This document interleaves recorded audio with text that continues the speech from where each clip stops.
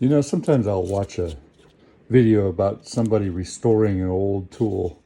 In this case, I found this. I dug it up in somebody's backyard. It had been sitting out there for years and years, and it's just going to be turned back into a pile of rust.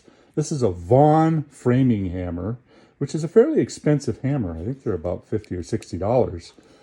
And is it worth the time and the effort to restore this? Well, I think that all old tools should get a second life. So the first thing you want to do is you want to drill out the handle. So I usually start with the biggest drill bit that I can that'll fit. Let's see if this will work. Just kind of drill into the wood and kind of loosen it up. You know, a lot of people use different procedures to remove the rust from a tool.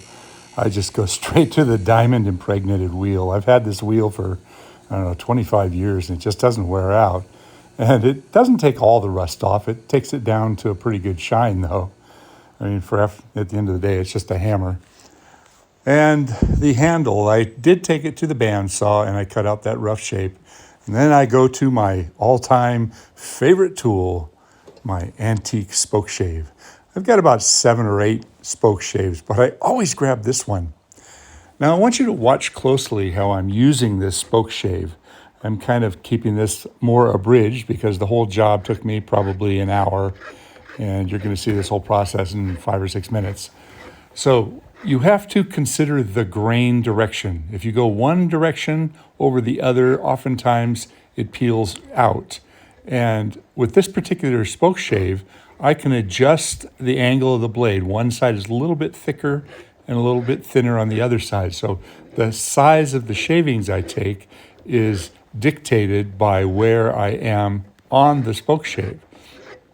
This whole process of shaping this handle, other than the bandsaw work only took me 5 minutes or so. I traced out the handle shape and then cut it on both angles. I put the two ends back together, so I kept it as a squared off block. And it gave me this roughed out shape. And I'm trying hard to really check the handle grip as I go, because the grip of a hammer is really what's so important. If it's too thin or if it's got a sharpness to it, it just doesn't feel right. So I'm trying to keep the size of it for my hand. That's another thing that is really important about making a tool handle yourself. You can fit it to your own hand. I know you can buy a hammer handle, but they come pre-lacquered, and I do not like a lacquered tool handle. A wooden tool handle, it should be oiled or waxed. It should not have this glossy, slippery surface on there that pits off and chips off over time.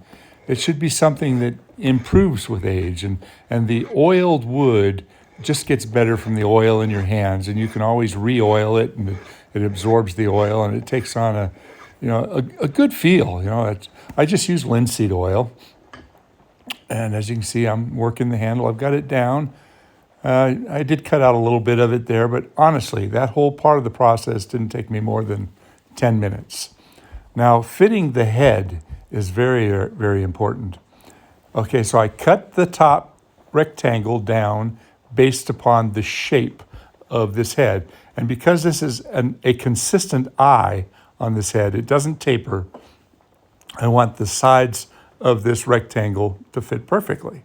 So it took me about another 5 minutes to get it on there straight. I did reuse the original wedges, the steel wedges. And just like that, I've got a suitable hammer. Thanks for watching.